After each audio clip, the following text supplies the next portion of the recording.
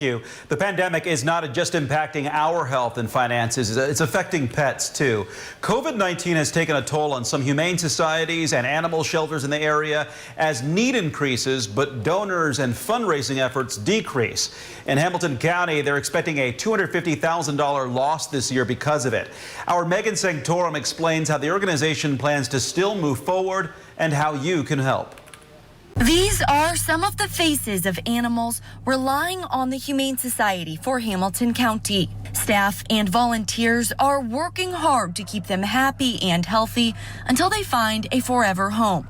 But that's becoming increasingly difficult as donations drop. We've seen the hits come a lot of different ways. Overall donations are down. They've also had to cancel a major fundraising event over COVID-19 concerns. And they have to close their retail store, saying it's just not profitable anymore after having been closed for a few months and an overall decrease in shoppers. In total, right now we're looking at about $250,000 loss. That's money that typically would be used for operating expenses and medical care for animals. Anytime we see someone drop off or we have to cancel an event, that's a huge hit. We have to figure out other ways to recoup that money, and it's difficult. They're not the only shelter dealing with this. Leaders at the Humane Society in Johnson County say they're seeing the same thing. Have to balance on that. Is it really appropriate to be asking people in this atmosphere, economic and business-wise, if they could sponsor or an event or even make a donation? I think everybody is kind of feeling that pinch. But leaders at both say they will continue to look for alternative sources of funding. When asked what happens if they don't find it, honestly, that's not an option. We have to figure out a way to make that happen.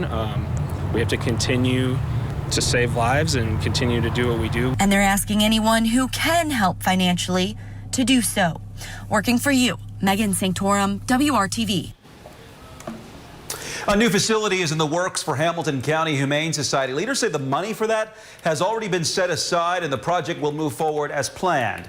We'll have links on how you can help support both shelters at our website, WRTV.com. Still ahead on the news at 7, with more kids returning to in-person classes, doctors are sharing what COVID-19 symptoms look like in kids. But first, an Indianapolis native has some advice for students after he was accepted into dozens of colleges.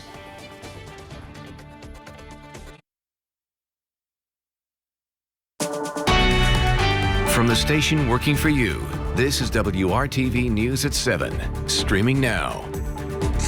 An Indianapolis native is starting college after getting accepted to 65 schools across the country. After volunteering with local organizations, he has big plans for the future. Above all else, I want to come back and give back to the community as best as I can, to pour back into everyone that poured so much into me to get me to where I am now. Taryn Richardson, salutatorian of Charles A. Tinley Accelerated High School, will start classes at Howard University this week. Taryn applied to 70 schools and received acceptance letters from 65 of those, along with close to $3 million in scholarship offers. Even though he had his heart set on Howard, Taryn says he researched all the schools he applied for and encourages other students to keep their minds open. You never know, it could be turn out the college that you may end up going to. And for me, it was like I did have my number one choice, which was Howard, but at the same time, I wasn't riding on them the whole time because I knew that it was possibilities that I could get a better offer or a better opportunity somewhere else. It wasn't simply just because of the college. It was what I could see myself being the most successful at and have the best outcome. Taryn will be the first person in his family to attend college. He plans to study physics and astronomy at Howard and would like to eventually work for NASA and create his own business. Kevin. Well, temperatures warm enough today with the humidity to pop a few showers and thunderstorms. They're widely scattered now. When they'll become more numerous, coming up.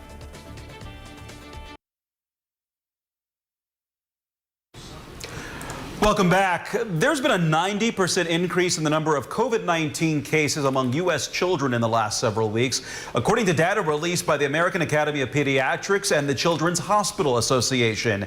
Mandy Geither explains how to recognize COVID-19 symptoms in kids. As many wade through back to school, new numbers are giving some parents pause. We've had 90 deaths in children in the U.S. already in just a few months. Dr. Sean O'Leary, vice chair of the American Academy of Pediatrics Committee on Infectious Diseases, says the increase in COVID cases among children reflects what's happening across the country with more infections in general. He says part of it is that more children are being tested now. I also think there probably is some element of more children are actually getting infected than they were before with increased activity, etc. The American Academy of Pediatrics says at this time it appears that severe illness due to COVID-19 is rare among children, but O'Leary says it's still important to take the virus seriously. Symptoms of COVID-19 are the same in kids as they are in everyone else: cough, shortness of breath, fever, to name a few. But pediatricians say other key signs also include any difficulty in breathing, a rash, especially one that spreads quickly, a lack of energy, and problems keeping a child awake. And doctors say no worry is too small to reach out to your pediatrician. For today's Health Minute, I'm Mandy Gaither. Well, the American Academy of Pediatrics says that while children represented only about 9% of all cases in the states reporting cases by age, over 380,000 children have tested positive for COVID-19 since the onset of the pandemic. Tropical feel today. Here's the bulletin. Tropical feel all week. Although temperatures won't be as warm to end the week, the humidity will still be very high. We had our first 90s of August today. A second and third day of 90-degree temperatures are warmer on the way. As we get late week, that's when our chance for widespread thunderstorms will increase. That would be Thursday and Friday. Temperatures 91 in Sullivan, Lafayette also at 91. Richmond with some recent rain, 82 degrees. Bedford and Bloomington both at 87. Okay, this is the current radar. Southeast of Terre Haute, southwest of Spencer, some rain, and then over toward Richmond. This activity by 9 o'clock diminishes quite a bit. By 11, it's gone. Once we lose the afternoon heating, then it loses all support to sustain any rain or thunderstorms. Temperatures, they're not cooling off much for the next 4 mornings. Plan on waking up to temperatures in the 70s. We'll still be after midnight in the mid-70s. There's your overnight low. Dry tomorrow with the exception of northeast Indiana. You'll see that in a second. Temperatures are the warmest tomorrow. Still hot Wednesday, then they start working their way back to average. 93 degrees in Indianapolis tomorrow. That's forecast high.